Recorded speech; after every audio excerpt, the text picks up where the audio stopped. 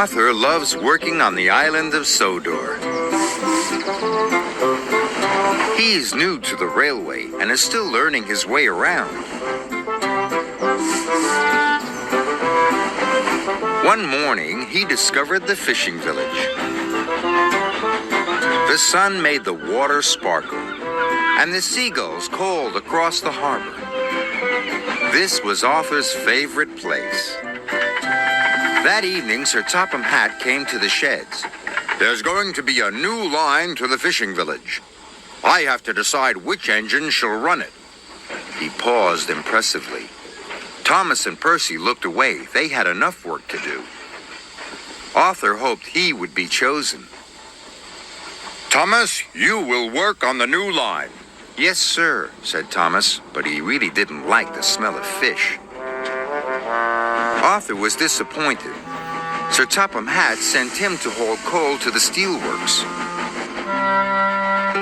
That evening, Thomas was at the washdown when Arthur puffed in. Do I smell a fishy engine? He teased. Yes, huffed Thomas. Silly fish, smelly new line. Arthur wished he could go to the fishing village instead of the steelworks. He'd be much happier than Thomas. The next morning, Thomas was still grumpy.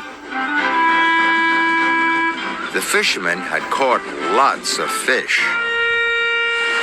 Hurry up, said Thomas. I'm a busy engine. And a fussy one, too, said the fisherman. Just enjoy the fresh, salty smell of the fish. P.U., puffed Thomas. Thomas steamed as fast as he could along the line. There was trouble ahead. Some faulty points sent his freight cars one way and Thomas onto the old pier rail. Whoa! The troublesome trucks were delighted. He's falling in the water! Luckily, Thomas wasn't hurt, and the fish freight cars stayed on the tracks. When Sir Topham Hatt heard the news, he checked his timetable. Arthur is the nearest engine. I'll send him right away. It was a hot day. The ice that was keeping the fish cold started to melt. I hope someone comes quickly, moaned Thomas. That fish will spoil soon. Arthur was surprised to see Thomas in the tidal pool. Are you all right, Thomas? No, but I'll be much better when you take these fish away. The breakdown van will be here soon, called Arthur's driver. Arthur knew he had to hurry. He raced along the line to the docks and arrived there just in time. Later, Arthur went to see Thomas at the fitter's yard. Thank you for helping me, said Thomas. Thank you, said Arthur. I wish I had the fishing village line all the time. Well, please tell Sir Topham Hatt, because I don't like fish.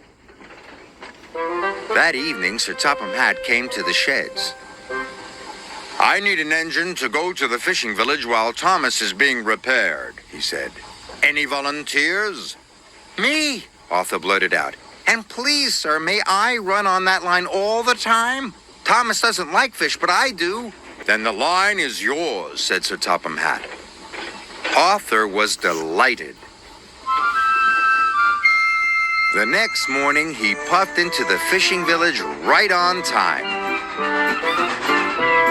The smell of fish was everywhere, but he was sure he had the most beautiful line on the island of Sodor.